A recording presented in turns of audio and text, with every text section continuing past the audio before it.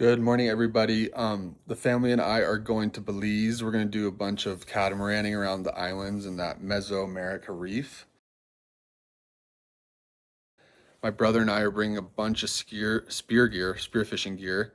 But I want to just talk about if you're looking to get into spearfishing, like what setup I would go with right away and learn from my lessons learned because my brother and I have been spearfishing most of our childhood and life. And there's a lot of like learning curve with what to buy, what's the right shit. And if you have been spearfishing, you can know that it can turn really inconvenient really fast if you're out there in the water and you don't have the right setup or the wrong setup or the wrong weight or you forgot your knife or whatever it is. It can it's something you want to get right off the bat. So I hope this helps someone. I'm going to talk through it and what to avoid and what, I have a couple spear guns right here I'm going to show you and which direction I would go right away. And this is more for the SoCal special.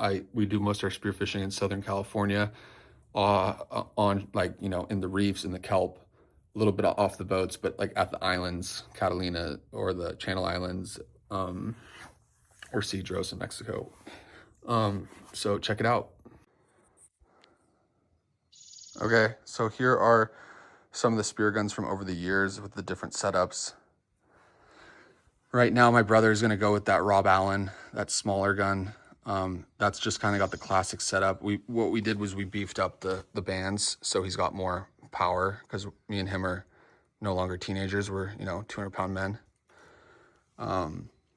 So the classic setup is actually one of the better ones. The classic setup's where you have your mono, and it's just attached to the gun. So you have this tension band that's attached up here. Everything goes. The spear and the mono is attached to the gun, and it all just remains a unit. That's what my brother wanted to go with. This was one of my first kind of simple setups. These bands were pretty weak, but for like inshore kelp and shore diving in Southern California, it worked great. And I think a lot of people want to get away from it too soon. And those just have the classic single floppers. You can kind of just beat them up and hit the reef and shoot at rocks and shoot at fish and halibut, whatever you want. And pretty good way to go. My story that I think a lot of guys can maybe relate to is, I wanted to be the cool kid that had a reel. And I thought like those videos of spear fishermen with reels just looked so cool. And I wanted to be that guy fishing underwater and reeling in a fish off a spear gun. Absolute worst decision I could have made. It wasted years of my spearing life with me trying to fix the reel in the water, get all these lines untangled, and I highly advise anyone to stay away from reels and spear guns. I used this for a long time, and then you can see how rusty my shaft is. I never used it again because I was just so pissed. A big problem that you don't think about is this drag. When you're swimming has to be tight. When you're shooting has to be loose.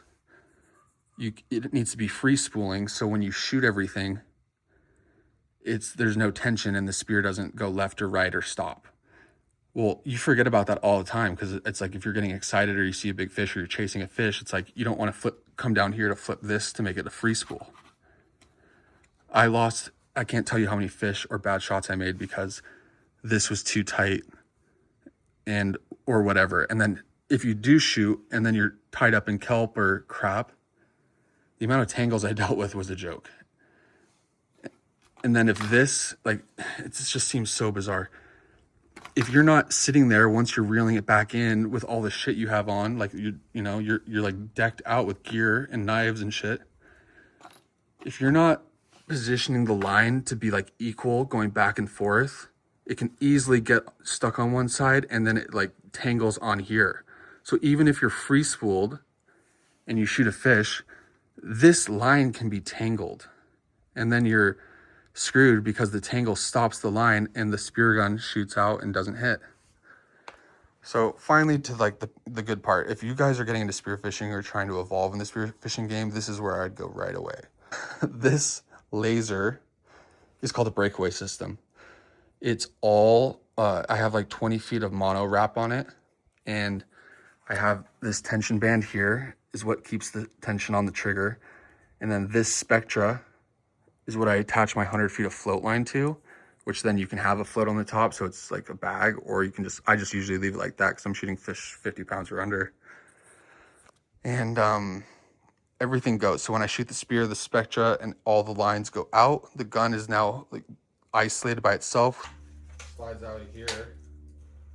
I mean, this is not the best done with out of water.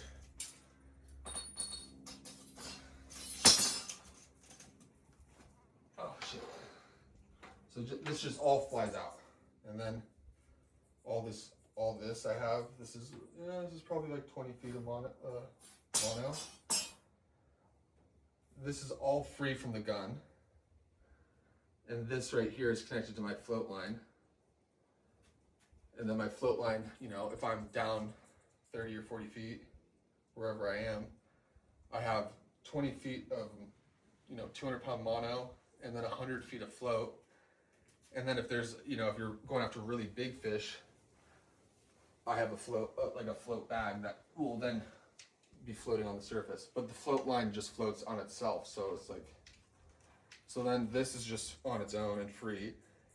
And reloading it is super easy. Size-wise, these are all like pretty good for inshore Cali fishing. But if you're like really trying to target, I mean, this gun's a 140, which is a little big for inshore fishing, but it allows you to have that range if yellowtail and white sea bass are flying around, or you come across a barn door halibut or something huge.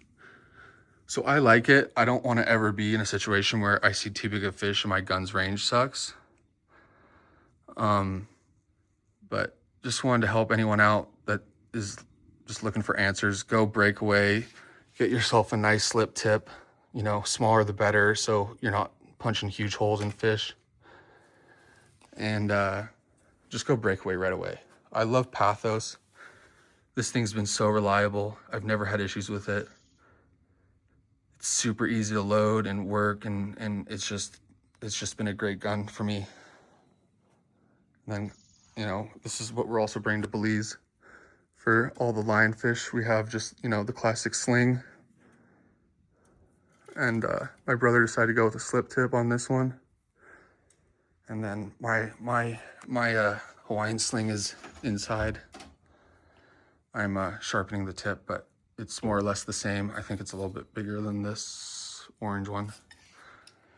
And then these are just all extra breakaway systems that I have. So I'm bringing this shaft, and I'm bringing another flopper shaft in case, you know, don't want to be in Belize without the right shit.